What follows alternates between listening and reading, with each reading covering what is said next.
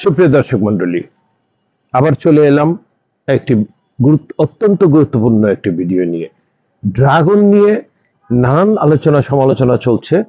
এখনো যদি কৃষকরা সচেতন না হন তাহলে এই ড্রাগন ফল তার বাজার হারাবে, বিশেষ করে কৃষকদের জন্য। আর আমার ছাদ বাগানিরা নিজেরা খান সাধারণত, সুতরাং তারা হয়তো ভুল ত্রুটি করতে পারেন, তাদের নির্দিষ্ট পদ্ধতির কোনো ত্রুটি থাকতে পারে চাষাবাদের, কিন্তু যারা চাষি তারা যদি সঠিক চাষাবাদটা না করেন তাহলে বাজার হারাবেন। অনেকেই সমালোচনা করতেছেন যে আমি ড্রাগন ফল খাই না, স্বাদ লাগে না, মিষ্টি লাগে না।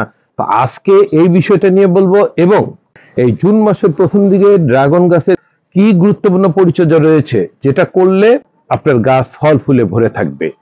তাহলে আসুন মূল ভিডিওতে। বন্ধুরা, প্রথমে আসি যে সমালোচনা চলতেছে ড্রাগন নিয়ে, এটার কারণটা কি।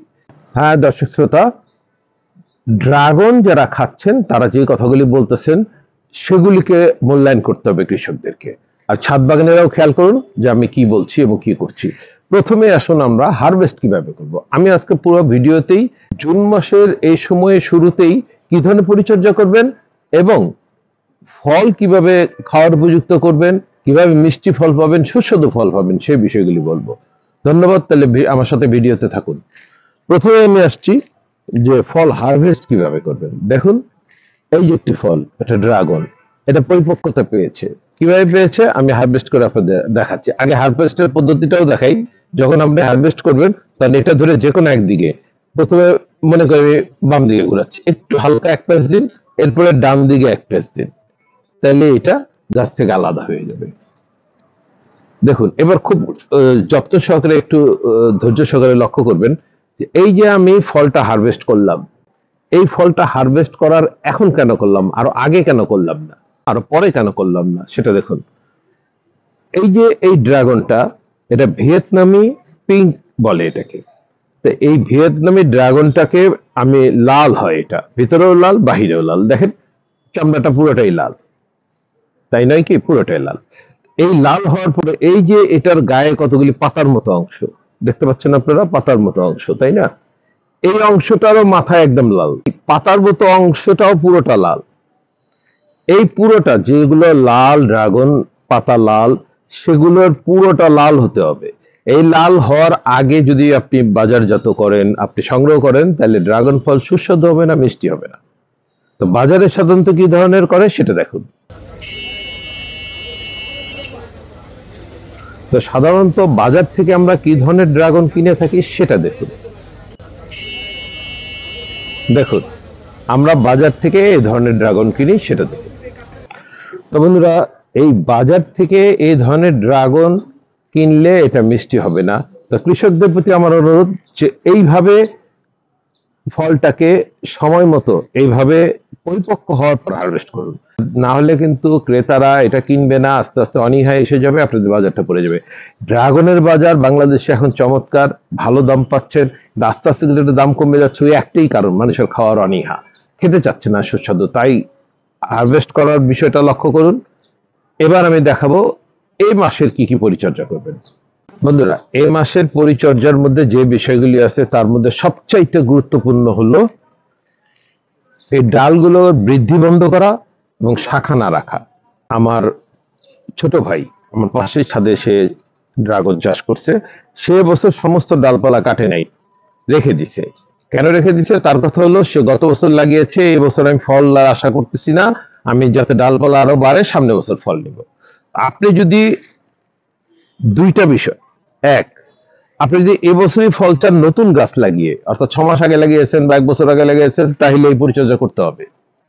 দুই, পুরান গাছ হলেও এই পরিচর্যা করতে হবে। তিন, যদি আপনার গাছে পর্যাপ্ত ডালপালা থাকে তাহলে এই পরিচর্যাটা করতে হবে। আর যদি ডালপালা আপনি নিতে চান তাহলে নিবেন, কিন্তু তাহলে কিন্তু ফল কম হবে। তো কি করবেন? এই যে দেখুন, এই ডালটা লক্ষ্য করুন, এই ডালটা এখানে কিন্তু শেষ, শেষ বলতে আমি মাথাটা কেটে দিয়েছি। কেটে দেওয়ার পরে সে কি করছে, এখান দিয়ে সে একটা শাখা বেরিয়েছে, এই যে এটাকে ভেঙে দিতে হবে, এই শাখাটাকে রাখা যাবে না, এটা ভেঙে দেন। যেহেতু আপনার ডালপালার কোনো দরকার নেই, এটা ভেঙে দেন।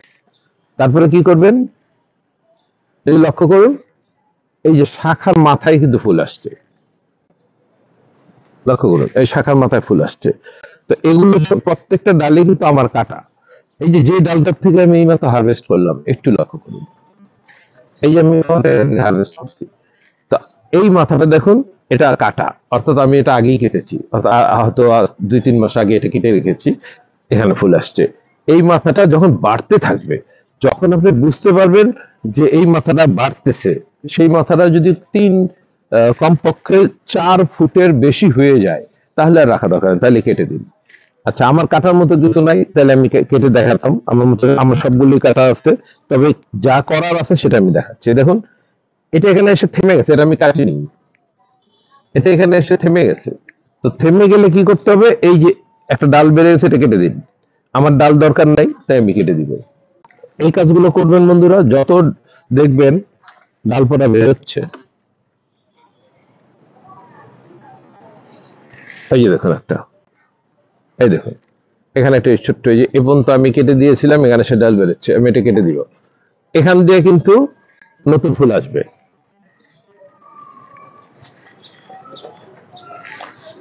এই কাটাকাটিটা করতে হবে।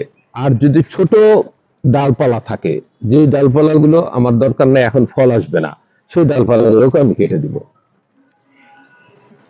সেটাও দেখাচ্ছি।